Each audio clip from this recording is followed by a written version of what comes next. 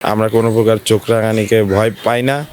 আধিপত্যবাদ থেকে আমাদের সার্বভৌমত্ব রক্ষার জন্য আমরা সর্বাত্মক প্রস্তুত আছি এবং আমাদের প্রস্তুতি জায়গাগুলো আর একটু জোরদার করাটা সবসময় প্রশংসার দাবি রাখে। সার্বভৌমত্ব রক্ষায় আমি মনে করি বাংলাদেশ এখন তুরস্কের সাথে ভালো সম্পর্কের জায়গায় আছে এবং ঐতিহাসিক জায়গাটাকে একটু পেছনে রেখে বাংলাদেশের সার্বভৌমত্বের প্রতি খেয়াল রেখে কিন্তু পাকিস্তানের প্রতি যে সম্পর্ক উন্নয়ন সেটির দিকে যাচ্ছে এবং বাণিজ্যের জায়গাটুকু উন্নতি ঘটছে আমরা দেখছি।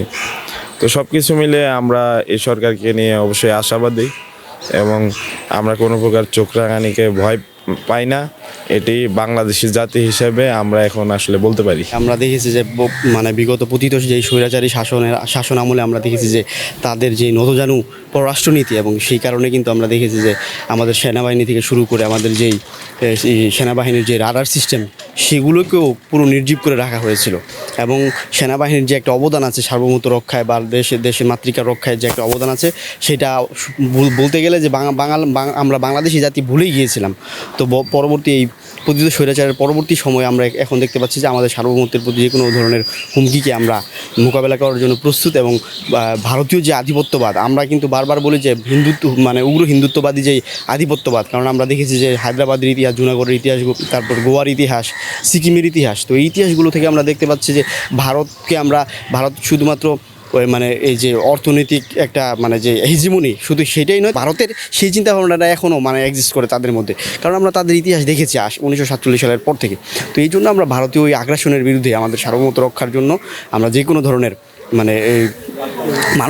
মানসিক থেকে শুরু করে সেনাবাহিনী পর্যন্ত সব ধরনের প্রস্তুতি নেওয়ার জন্য আমরা সবাই প্রস্তুত আছে এবং সবাইকে আমরা এই ধরনের আহ্বানও জানাই যে সবাই এই ধরনের এই যে ভারতীয় যে হেজিমনি আছে বা মিয়ানমার আমাদের উপরে যে সার্বভৌমত্ব লঙ্ঘন করে বারবার বর্ডার ক্রস করে সেই বারবার যে ওদের যে হেলিকপ্টার ঢুকে যাচ্ছে এই ধরনের যে অপতৎপরতা আমাদের সীমান্তে হচ্ছে, তো এই ধরনের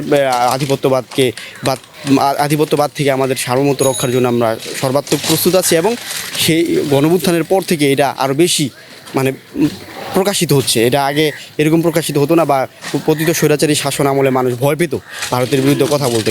তিনটা বিষয় নিয়ে মানুষ কথা বলতে ভয় পেত: এক, শেখ হাসিনার বিরুদ্ধে, তার শাসনের বিরুদ্ধে, তৃতীয় হচ্ছে ভারতের বিরুদ্ধে।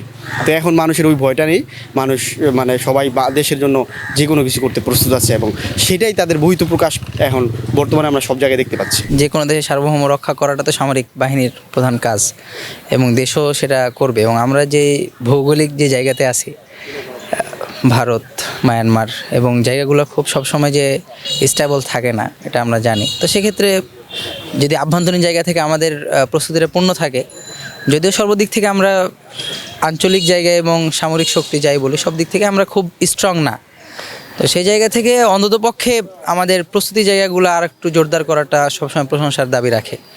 কিছু আন্তর্জাতিক যে রাজনৈতিক বিষয়গুলোতে আবার এই জিনিসগুলা ভূমিকা রাখে অস্থিরতার দিকে, যে একটা দেশ সামরিকভাবে শক্তিশালী হওয়াটা অনেকভাবে মেসেজ দেয়। তো সেক্ষেত্রে আশা করি যদি বর্তমান যেই গভর্নমেন্ট আছে, অর্থাৎ ইন্টারিম গভর্নমেন্ট যেটা আছে, আশা করি তারা এটা স্মার্টলি হ্যান্ডেল করতে পারবে। আর আমি এটা খারাপভাবে দেখতেছি না, বরং আমি প্রশংসনীয় বলে মনে করি।